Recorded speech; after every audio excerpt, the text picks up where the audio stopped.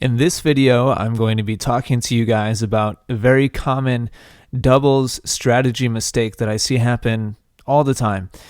And let's go ahead and get started with this point. We're going to see John serving. He's closest to us in the purple.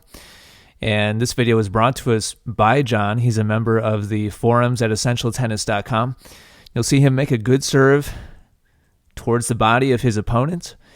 And one good thing that we're seeing here, we're going to be showing you guys a very common mistake, but there's several good things that are happening in the middle of this point as well. So I'm going to make sure to point those out to give everybody credit in this point where credit is due. Now, we're seeing that the returner is getting a little bit jammed up here by this serve. We see that he's off balance. And so John's partner, the person in black up at the net, he's already starting to make a move towards the ball before that return is even struck. So that's an excellent job by John's partner to identify that weak return and to start making a move towards it. And this is what I want all of you guys doing in your doubles play, whether you are the server's partner or the returner's partner. When you're up at the net, you should be looking for opportunities to move for any shot that you can possibly reach so that you can make stuff happen and put the ball away and finish the point. So this is an excellent job, and I'll back this up a little bit here. And again, we'll see that before the ball even gets to that returner, you'll see he's starting to make that move towards the center. Returner gets jammed up. He's already on his way to the middle where most of the returns are going to be headed, being cross court.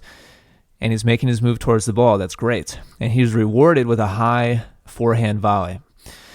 Now, the first shot that John's partner hits is excellent, and this is an example of what I do want to see you guys do. It's a good strategy on the part of John's partner. He takes this shot and hits it towards the net person right in front of him. And I love this play because the net person right in front of him has very little time to react to his volley. And so most of the time, this is probably going to result in a winning shot. It might not necessarily be a winner, a shot that the net player can't even touch, but we'll see here that he does a good job of putting the ball down low towards his opponent across from him, and his opponent was definitely caught off guard. You'll see him off balance here as well, as he does get a racket on the ball. He puts the ball right in his sweet spot there, so really good hands by that player to get this shot back in play, and he does the best he can to get it over and ends up popping the ball up.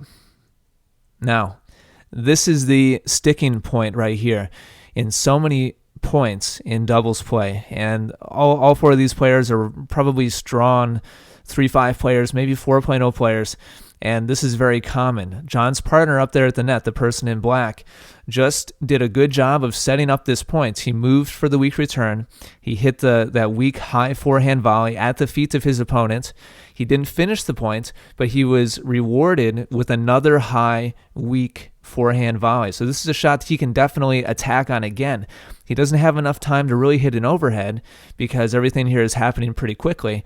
However, he does have an easy high forehand volley. Now there's three main things that he can do with this shot to try to put it away. And I'm going to present them to you guys in kind of reverse order.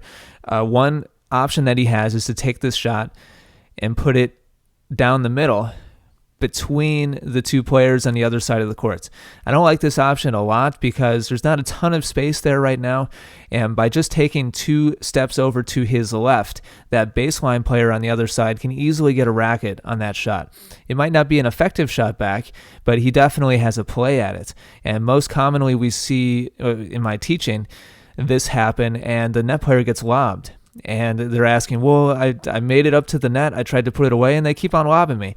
Well, a lot of times it's because of shots like this option here, trying to go back down the middle between them and trying to put it away. And it's not a very effective shot because it doesn't really finish the point very effectively all the time. So that's one option. Another option he has is to take this over to his left and hit an angle off the court. And I like this option. If you had a lot of time to set this shot up, I think that would be a great place to put the ball. And you'll see that the baseline player back in the purple, back on the baseline on the other side, is leaning towards the middle of the court, as he probably should be, to cover the middle, which is going to be the easiest spot to hit by the person in black up at the net. So that's another option. That would be a good shot. Probably my favorite, personally, would be just to go right back at the feet of the net player right in front of him. This is the easiest shot to hit on the court, and it's going to be very effective. The chances of that player in red getting back 2 of those reaction half volleys in a row are not very good. You're probably going to win the point that way most of the time, and it's also probably the easiest shot on the court to hit. So I like that option. Well, let's see what he ends up doing. He ends up taking that high forehand volley and actually not doing any of the 3. He goes right to the baseline player back there and just kind of hits a typical cross-court shot, which he ends up missing. But even if he made it, that baseline player is going to have an easy time getting that shot back. It might not be the most effective because this net player is definitely attacking on it, and he's hitting a good solid shot here. But I don't like this play because that baseline player has a lot more time to react to the shot. You see, he's getting his racket ready to hit this back if it was to be in. Whereas his partner, the player in red, is sitting up here and actually backing up after he hits that shot. He's backing up. He does a split step there, so he's ready. But he's hoping, oh my gosh, do not hit this shot back at me. This shot right here, this second high forehand volley.